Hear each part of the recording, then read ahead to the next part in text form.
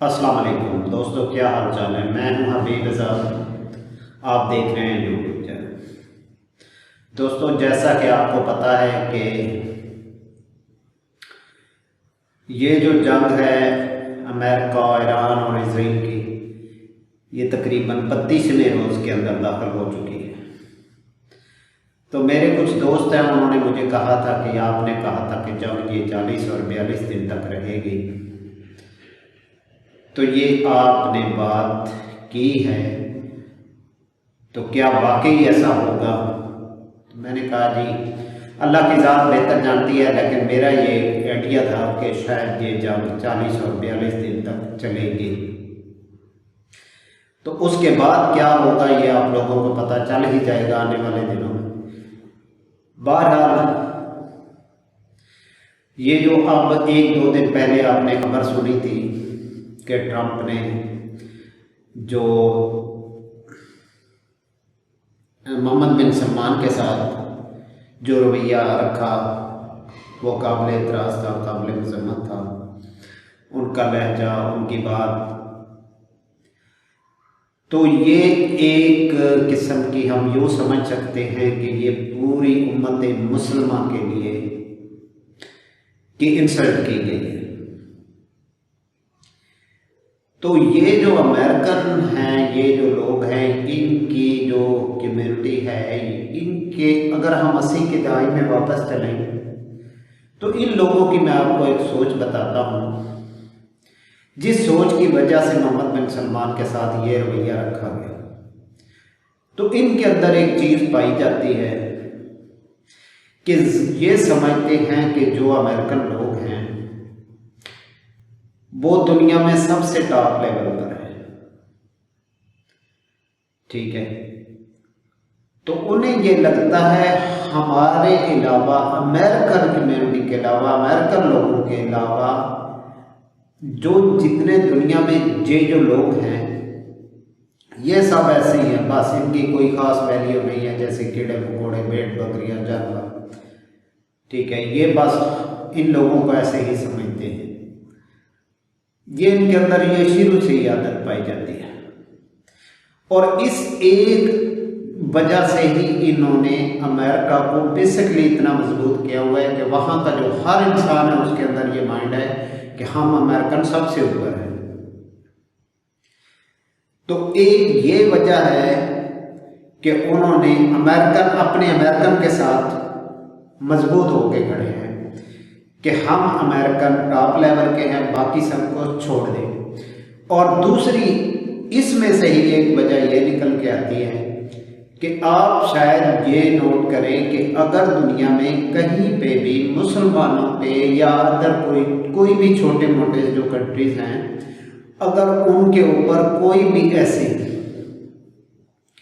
मतलब हम यूं कह सकते हैं कि इंसानी हकूक़ के खिलाफ वर्दी, या जैसे इजराइल ने गज़ा के अंदर ये जो जुल्म बर्पा किया था, कुछ ऐसे मामला चले, गज़ा के अंदर शहादतें हुई, फ़लस्तीनियों की हुई, तो उसके अंदर उन लोगों ने उतना किरदार अदा नहीं किया जितना कि होना चाहिए था।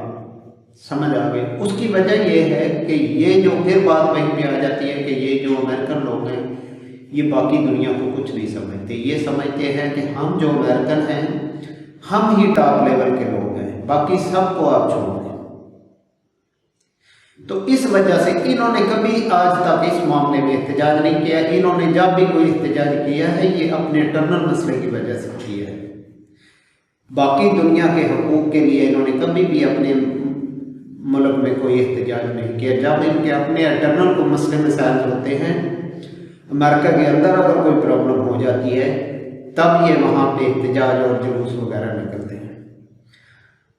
तो ये इसी एक बिना की वजह से कि हम अमेरिकन टॉप लेवल के हैं, बाकी कोई भी हो, किसी भी कंट्री का, चाहे वो कोई सदर हो, चाहे वो वज़ीर आज़म हो, चाहे वो बादशाह हो, कोई भी हो, वो किसी भी रिलीजन से तल्लुक़ रखता हो। मोहम्मद बिन सलमान मुसलमानों के लीडर थे, बादशाह हैं वक़्त के, और उस कंट्री के बादशाह हैं जो मुसलमानों के लिए सबसे एक मौजम जगह है, एक ताज़ीम की जगह है, ठीक है।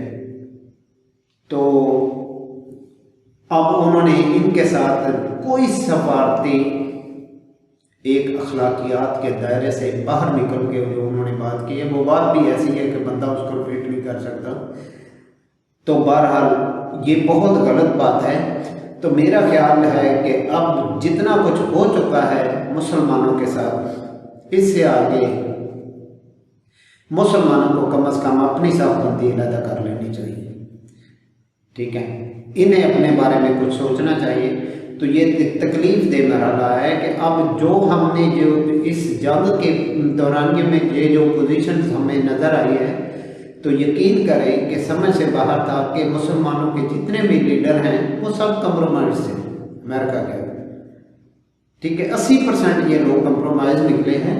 और बाद में ये जो 20% का ये जो हमें दिखावा मिला है, ये जस्ट एक ऐसा दिखावा था, ये इन्होंने अपनी आवाम को काबू करने के लिए किया हुआ था कि ये शायद आवाम बगावत ना कर जाए बाकी मुसलमानों मुल्कों की ये जो लोग हैं इनकी वजह से, वरना ये 100% अब जो मौजूदा सूरत हाल है उसके अंदर ये कंप्रोमाइज जितने भी लोग थे, अव्वल तो अब ये खुल के लोगों के सामने ये हकीकतें आ चुकी हैं। दूसरी बात ये है कि अब जो मामलात इस खत्ते में हो रहे हैं या हो चुके हैं, अगर मज़ीद हम 10 दिन और जंग की बात कर लेते हैं तो यकीन करें कि ये जो एशिया है, ये जो हमारा खिता है, ये बहुत बड़े मौशी बहरान का शिकार हो जाएगा। अब हम सुन रहे हैं कि पाकिस्तान में लाख बनने की तैयारी है, तो हमारी तो माँ पहले ही बेचारी मार रही है, भूख से मार रहे हैं लोग, कोई समझ नहीं आ रही, बड़ी मुश्किल से सरवाइव कर रहे हैं। गवर्नमेंट है तो वो अपने हाथ पाँव मार रही है, अवाम है तो अपने हाथ पाँव मार रही है, ठीक है। लेकिन ये जो अनस्टेबिलिटी हो गई है, ये बड़ी मुश्किल हालात हैं। तो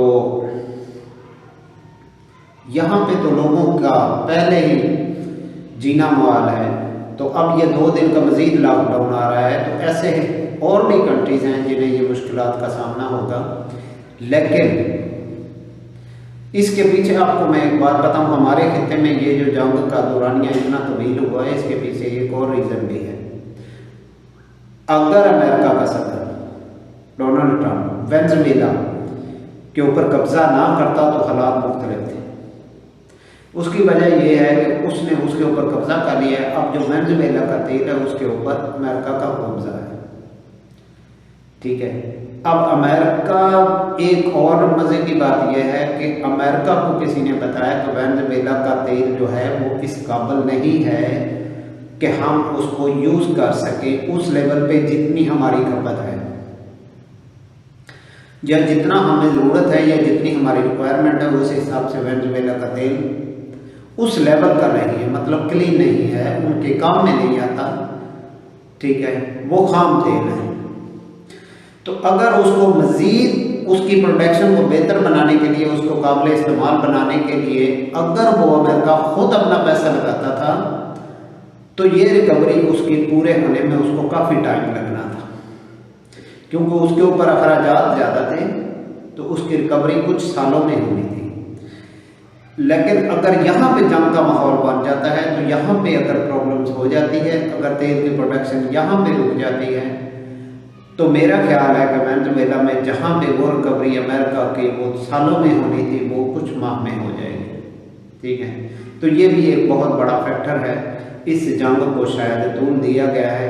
तो इसका दूसरा एडवांटेज अमेरिका को ये होगा कि यहाँ के जो हमारी खलीजी रियासतें हैं, इसमें बिलखसूस मुस्लिम कंट्रीज़ हैं, ये जो अब तरक्की के पीक लेवल पे चले गए थे,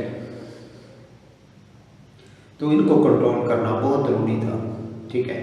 अब यूएई की सूरत हाल ये है कि जहाँ वो इतना बड़ा एक बिज़नेस प्लेटफॉर्म था या इतनी बड़ी एक बिज़नेस प्लेस थी कि वहाँ पे लोग बहुत बड़े बड़े इन्वेस्टर बैठे हुए थे, यहाँ तक के गोल्ड और डायमंड्स के भी मेरे सुनने में आया है, ठीक है। तो अब ये कल मुझे एक न्यूज़ मिली कि वो सब वहाँ से भाग गए। उन्होंने अपना अपना माल समेटा, अपना अपना गोल्ड समेटा, जो जिसका बिजनेस था, ये जो कीमती हीरे जवाहरात वाला जो धंधा कर रहे थे दुबई के अंदर, वो भाई उन्होंने सब कुछ समेटा और उन्होंने दौड़े लगा दी।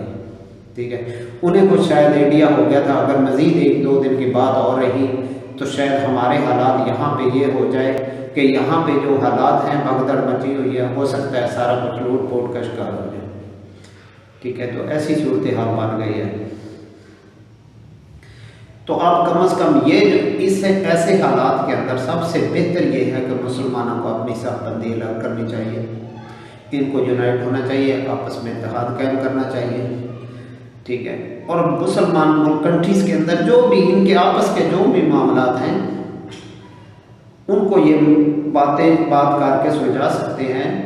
ठीक है, जिस मुल्क के अपने अंदर भी कोई मसाइल हैं, ठीक है, पाकिस्तान के अपने अंदरूनी मसाइल हैं, वो भी जैसे भी करें आप इसको मसले को सुलझाने की कोशिश करें। बाकी जो ईरान के साथ इनके जो भी हैं छोटे छोटे मामला हैं वो ईरान के साथ भी ये मिल बैठ के हल करें।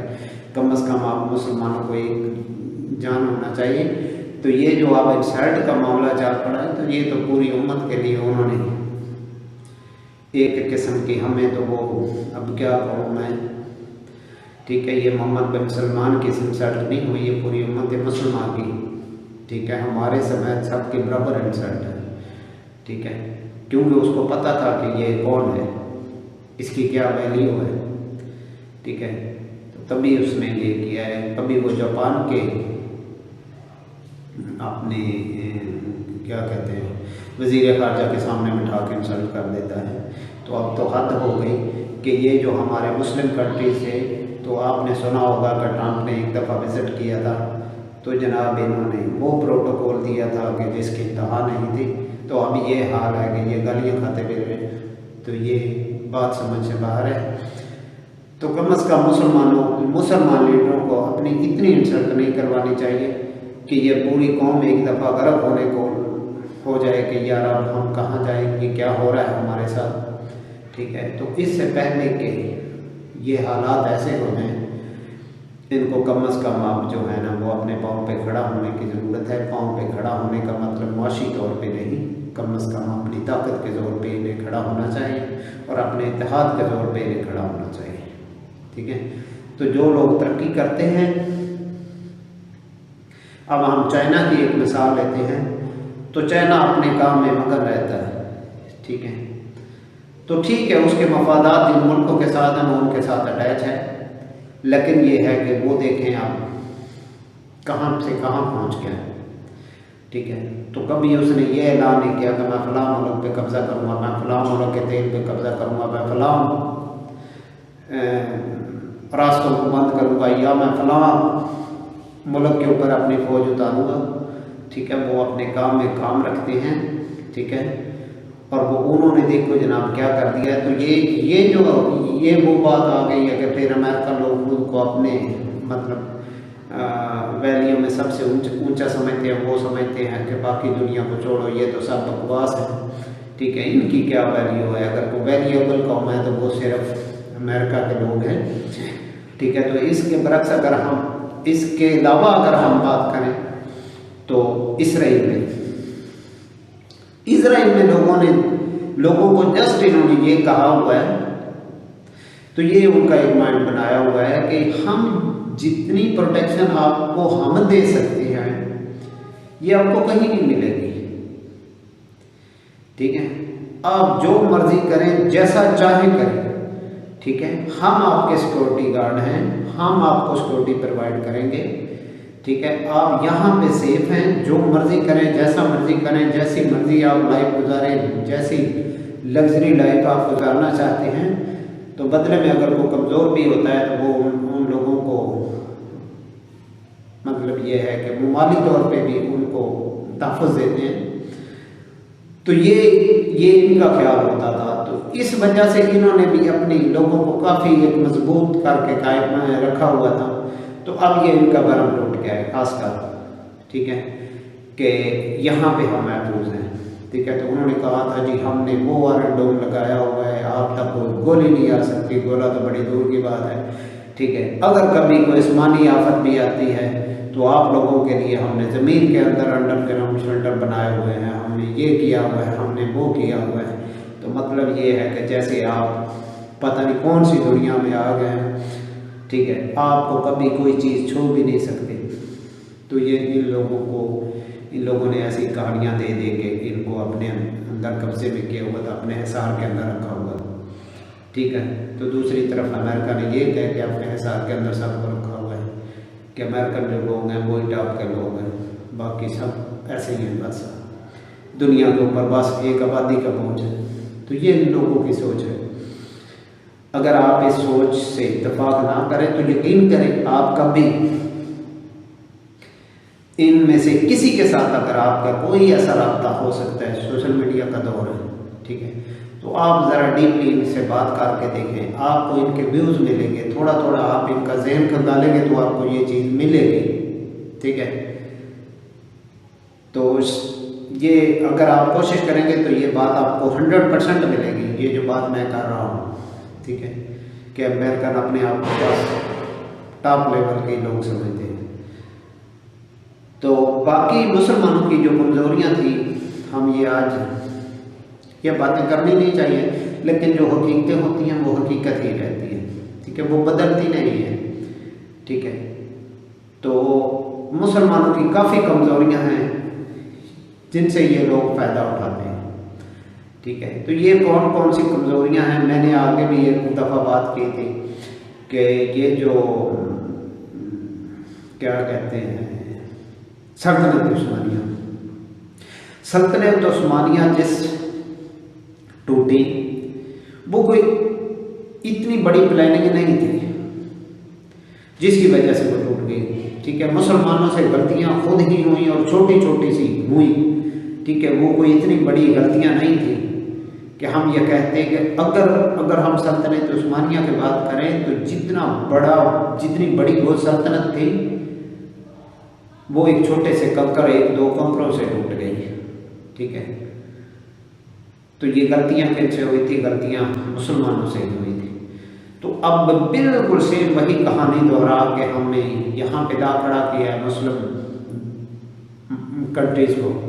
तो ये अब यहाँ पे ये लोग तरक्की के पीक लेवल पे जाने लगे हैं, या तो अब इनके ऊपर ये मुआशी बहरान, इनका समेटना जो है वो इन्होंने एक ऐसी कहानी गढ़ी है जिसके अंदर ये सब कुछ समेटा जाएगा, और ये लोग जहाँ पे इन्होंने पीक लेवल पे जाना था ये दोबारा फिर 100 साल पीछे चले जाएंगे, ठीक है। अब ये 100 साल में वापस आते आते तो यकीन करें मैं सोच रहा था कि मुझे कल ये जो मैं हिस्ट्री चेक कर रहा था, ये जो मैंने आपको बात बताई है कि जो गोल्ड का काम करते थे वो भी भाग गए हैं, तो जो हीरे जवाहरात का काम करते थे वो भी सब कुछ समेट के भाग गए हैं।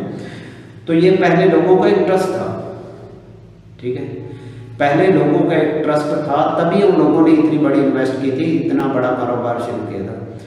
अब लोगों का वो ट्रस्ट टूट गया, अब उस ट्रस्ट को बहाल करते करते करते करते एक वक्त लगेगा, ठीक है, और इतना वक्त लगते लगते और बहुत से रास्ते खुल जाते हैं, ठीक है।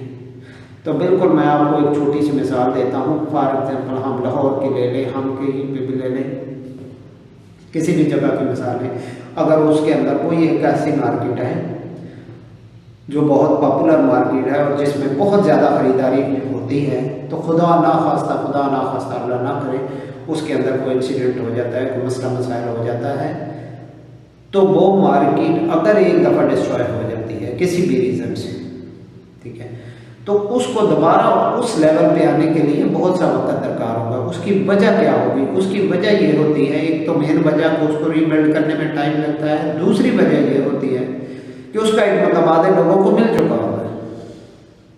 वो जो मुतबादिल लोगों को मिल चुका होता है वहाँ से फिर मूव होना थोड़ा सा मुश्किल हो जाता है, ठीक है। तो ये मेन रीज़न होता है। अब जहाँ पे ये लोग पहुँच गए हैं तो मेरा ख्याल है कि यहाँ से वापस आना इनके लिए बहुत मुश्किल हो जाएगा। तब तक हो सकता है ये स्ट्रगल करें, इनको 10 साल लगे, 15 साल लगे, 20 साल लगे, 50 साल लगे, तो तब तक और रास्ते भी निकल आते हैं, ठीक है। हो सकता है कोई और मुल्क तरक्की कर जाए, कोई और रास्ता इन्वेस्टरों को मिल जाए, को और प्लेस ऐसा मिल जाए जिसके ऊपर ये लोग अपना ट्रस्ट बहाल कर सकें। तो ये चीज़ें होती हैं। तो बहरहाल बड़ी एक किस्म के सख्त सिचुएशन के अंदर अब ये कौम फंस चुकी है। तो इसका नुकसान खासकर इस पूरे खित्ते को हो रहा है, बाकी यूरोपियन कंट्रीज़ को भी हो रहा है, ठीक है। तो यूरोपियन को अपनी जान के लाने पड़ गए। तो आप ये देखें कि उनका 30% नुकसान है, हमारा 70% नुकसान। इस खित्ते में हमारे कंट्रीज़ का 70% नुकसान है। इस जंग में तो यूरोपियन कंट्रीज़ का ओनली 30% नुकसान है। तो वो देख लें कि 30% नुकसान की वजह से उनको जान के लाने पड़ गए, वो चीख रहे हैं। तो हमारी क्या हालत होगी ये आप चंद दिनों में आपको समझ आ जाएगी।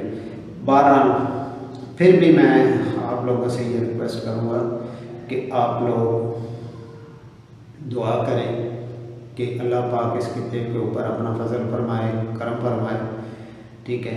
जो हम लोगों की कमी कोताहियाँ हैं अल्लाह पाक उसको माफ़ फरमाए।